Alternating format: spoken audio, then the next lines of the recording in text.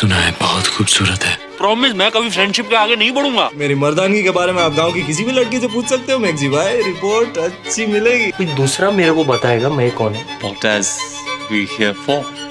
वो butter knife. I would like to be recognized as a versatile actor. He is the most versatile actor of the current generation. You're the most influential actor of your generation. वो मतलब superstar है next. ये होता ना कि मतलब अब next कौन, वो रणवीर सिंह। तुम सबको पता है कि रणवीर सिंह की बिगेस्ट स्ट्रेंथ है उनकी एनर्जी, लेकिन धीरे धीरे वही एनर्जी लोगों को परेशान करने लग गई। हर जगह एक्स्ट्रा एक्साइटमेंट, हर जगह एक्स्ट्रा एक्सप्रेशन, एक्स्ट्रा रिएक्शन। जैसे किसी सब्जी को अच्छा बनाने के लिए उसमें मसाले डाले ही जा रहे हैं, डाले ही जा रहे हैं, डाले ही जा रहे हैं। बाज की नजर और बाजीराव की तलवार पर संदेह नहीं करते, कभी भी मात दे सकती है। अब इतने मसाले के बाद इंटरनेट पे एक पॉइंट आता है जब ऑडियंस बोलने लगती है कि भाई ये रियल है या सिर्फ कैमरे के लिए एक्टिंग करता रहता है हमेशा। प्रॉब्लम ये है कि ऑडियंस ऑथेंटिसिटी फील कर लेती है। अगर उनको लगा कि कोई सिर्फ अटेंशन के लिए कुछ कर रहा है तो रिस्पेक्ट स्लोली डिसअपीयर होने लगता है और फिर वही एक्टर को हेट मिलने लग जाता है। पेरेंट्स का हमेशा दिल था कि मैं अमेरिका जाऊं पढ़ने के लिए, ग्लोबल एक्सपोजर के लिए जाऊं, बाहर अपने आप रहूं। तुम सबको पता है कि कंटारा कंट्रोवर्सी पर क्या हुआ था। चलो मैं बताता हूँ। किसी रियलिटी शो में बहुत सारे लोग आए हुए थे, बहुत सारे एक्टर्स एक्ट्रेस सारे लोग आए हुए थे, जिसमें रणवीर सिंह कंटारा पर और कंटारा के जो हीरो रहते हैं उन पर स्टेटमेंट डालते हुए और उनके भगवान का भी मिमिक्री करते हैं, जो कि बहुत गलत तरीके का मिमिक्री रहता है। तो इस चीज को देखकर बहुत लोग उनको हेट करने लगते हैं और बहुत लोग बोलने लगते हैं कि तुम्हें ऐसा नहीं करना चाहिए था। और ये तब हुआ जब कंटारा का क्रेज पीक पे था। तब सोशल मीडिया पे लोगों को लगा कि रणवीर सिंह ने उस फिल्म को सीरियसली रिस्पेक्ट नहीं दिया और उसका इनडायरेक्टली मजाक उड़ाया। और इशू सिर्फ मूवी का नहीं था, कंटारा ऑडियंस के लिए उनके भगवान एक इमोशन है, Indian roots, tradition, spirituality, local culture. लोग उस फिल्म को डीपली कनेक्ट कर रहे थे। इसीलिए जब किसी बिग सेलिब्रिटी का एटीट्यूड डिसमिसिव या एरोगेंट लगता है, इंटरनेट इंस्टेंटली रिएक्ट करता है इन सारी बातों पे। As you know, Ranveer Singh की रियल पर्सनैलिटी क्या है कि बॉलीवुड में उनको ह्यूमन एनर्जी ड्रिंक बोला जाता है, हमेशा लाउड, हाइपर, फुल कॉन्फिडेंस। लेकिन प्रॉब्लम तब स्टार्ट हुई जब लोगों को लगा कि पर्सनैलिटी नेचुरल नहीं, परफॉर्मेटिव है। Came back, I had no idea how I was going to go about this. I joined theatre groups. I became an assistant director. मैंने सोचा असिस्टेंट डायरेक्टर की नौकरी अच्छी होगी, मैं सेट पर रोज जाऊंगा, एक्टरों से मिलूंगा।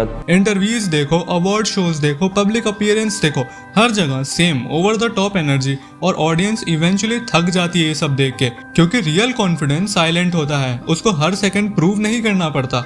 इंटरनेट पे लोग कंपेयर करने लगे। ओल्ड बॉलीवुड स्टार्स का ऑरा अलग था, वो कम बोलते थे लेकिन प्रेजेंस हैवी होता था। रणवीर के केस में ऑडियंस को लगा कि वो हर मूवमेंट वायरल बनाना चाहते हैं और सोशल मीडिया पे एक इमेज बन गई, he is trying too hard. अब मैं तुमको एक ऐसी न्यूज बताने वाला हूँ जो कि बहुत शॉकिंग है और तुम सबको पता भी होगा। द डॉन 3 डिजास्टर जब अनाउंस हुआ कि Ranveer Singh iconic Don role play करेगा, इंटरनेट एक्सप्लोड हो गया। लेकिन एक्साइटमेंट से ज्यादा बैकलैश हुआ, क्योंकि ऑडियंस के लिए डॉन सिर्फ एक कैरेक्टर नहीं है, Don means attitude, mystery, aura, और most important, people still connect that role with Shahrukh Khan. और इसका कंपैरिजन हो ही नहीं सकता। सच बोलूं तो इंटरनेट को लगा रणवीर सिंह डॉन के वाइब से मैच ही नहीं करता।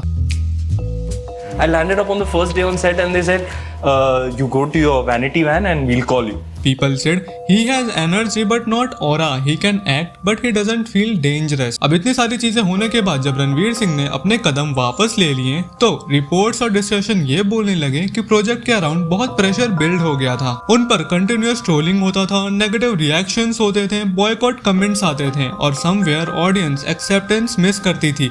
कुछ लोगों का मानना है कि रणवीर ने रियलाइज कर लिया था कि अगर फिल्म फेल हुई तो ब्लेम डायरेक्टली उसके ऊपर आ जाएगा, क्योंकि आइकॉनिक कैरेक्टर्स रिप्लेस करना इजी नहीं होता, स्पेशली जब ऑडियंस इमोशनली अटैच हो। और सच बोलो तो डॉन 3 कंट्रोवर्सी ने एक और चीज एक्सपोज किया कि अब ऑडियंस सिर्फ स्टार पावर से इम्प्रेस नहीं होती, वो पर्सनैलिटी, स्क्रीन प्रेजेंस और ऑथेंटिसिटी भी जज करती है। रणवीर सिंह टैलेंटेड है, नो डाउट, लेकिन कभी कभी टैलेंट से ज्यादा इम्पोर्टेंट होता है पब्लिक परसेप्शन। और शायद रणवीर सिंह की बिगेस्ट मिस्टेक ये थी कि उसने ऑडियंस को एंटरटेन करते करते उनको इमोशनली अंडरस्टैंड करना लूज कर दिया। आज इंटरनेट उसको एरोगेंट, ओवर द टॉप और डिसकनेक्टेड बोल रहा है, लेकिन क्वेश्चन ये है क्या रणवीर सिंह कमबैक करेगा या बॉलीवुड का ये सुपरस्टार स्लोली अपना ऑरा लूज कर रहा है? अब ये तो टाइम ही बताएगा कि रणवीर सिंह, जिसने धुरंधर को इतना पॉपुलर, इतना बड़ा बना दिया कि वो अभी की सबसे ज्यादा कमाने वाली मूवी बन चुकी है, अब आने वाले टाइम पे रणवीर सिंह धुरंधर जैसे मूवीज बनाते रहेंगे या फिर फ्लॉप? अगर आपको वीडियो पसंद आई तो वीडियो को एक लाइक, चैनल को सब्सक्राइब कर देना और अपने दोस्तों से भी शेयर कर देना। मिलते हैं एक और नई वीडियो में जिसमें हम एक और नए इंसान का पोल खोलेंगे, जैसे कि हमारे चैनल का रिवाज है। बाय। ये क्या किया तुमने? आप ही ने कहा था आजमा कर देख लो। चाचा जान, हम आपके तोहफे से बेहद खुश हूँ। This was a bit harmful. This character, I can't say I made healthy choices in this process. I was a bit worried. मैं बहुत डरा हुआ था एक्चुअली सर। मिस्टर भंसाली मेरे गुरु हैं, मैं उनको ना तो नहीं बोल सकता किसी चीज में, लेकिन मैंने इतना तो बताया उनको कि सर मैं बहुत डरा हुआ हूँ। Because when I read the part, I knew that I would have to tap into some really dark places in order to play this character, and I wasn't ready to do it at that point, that stage in my life.